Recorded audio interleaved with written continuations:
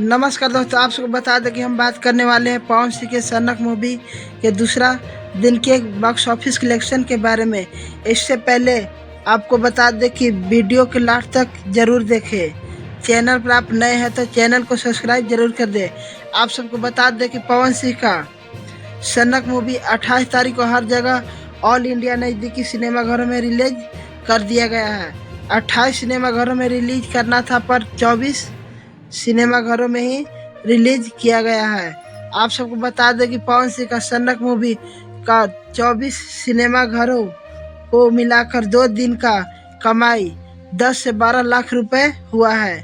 जी हाँ दोस्तों, all India को 24 सिनेमाघरों को मिलाकर अनुमानित कलेक्शन 10 से 12 लाख रुपए हुआ है, जो कि सिनेमाघरों में ठीक ठाक कलेक्शन कर रही है। आप सबको बता दें कि पवन सिंह को टीम द्वारा या पवन सिंह द्वारा सनक मूवी का प्रमोशन नहीं किया गया है, फिर भी सिनेमाघरों में धमाल मचा ही दिया है। आप सबको बता दें कि इस फिल्म को शूटिंग लंदन में किया गया था। आप सब अपना नज़दीकी सिनेमाघरों में जाकर जरूर देखें। आप सब अपना कमेंट बॉक्स में ज़रूर बताएं। धन्यवाद।